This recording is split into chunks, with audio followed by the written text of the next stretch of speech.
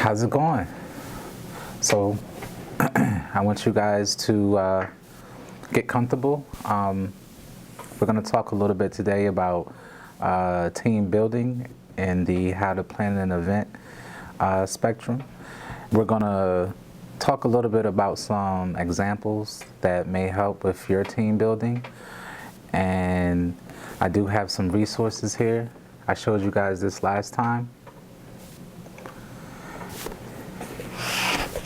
So in this course that I took, it came with a book as well as real world scenarios and different ways to apply the knowledge that you've received in the course. Before I get into it, I just want to make sure you guys understand what team building is and what you get from it. And so for me, team building is getting everybody on the same page or somewhat on the same page and trying to follow through with the organization's mission.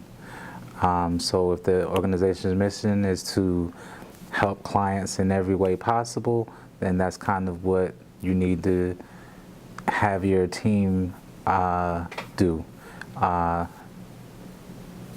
It's a process for sure, especially if you have a lot of employees. For me, for example, I have anywhere from 15 to 20 employees at any given time, and everybody doesn't work on the same day. And so that gets difficult when you're trying to do a project, but everybody doesn't work on the same day.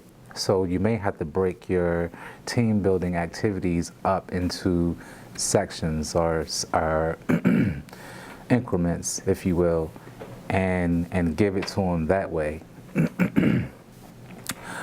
I know, for example, one thing that I've done as a supervisor is maybe fill up a jar, pretty big size jar of candy, my own personal money, and I may do a poll for the week as to who can guess how many pieces of candy is in the jar. And it may seem childish or it may seem useless, but you'd be surprised what competition can bring out. You'd be surprised what people feel when they feel like the playing field is even and nobody has the upper hand. It's all about you and whatever the task is at hand. In this situation, the jar of candy. And when I did my team building activity, like I mentioned, everybody wasn't working on the same day, so I did have to stretch it out over a week, and that almost helped with anticipation. Who knew that by Friday your employees will be more concerned about how many pieces of candy is in the jar versus their paycheck? But I'm exaggerating, but that's really what team building is about. Bringing your team together, and trying to get them on the same page. And I think what that does is sets the stage for the morale, sets the stage for work ethic, sets the stage to allow individuals to talk amongst each other and it not necessarily have to be about work. It's a talking point, and I think that helps when you have a good number of people on your team. Now, that's just one example of team building. We're not going to get too deep into this just yet, but I just want to give you guys a little oversight on what I consider team building and what team building can do for the morale as well as the organization. I've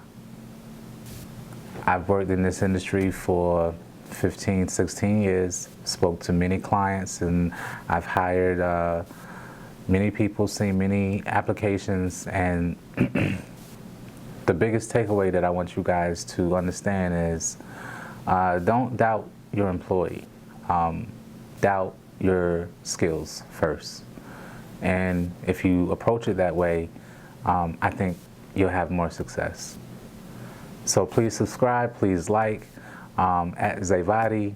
on my Instagram as well as my Twitter. Thank you.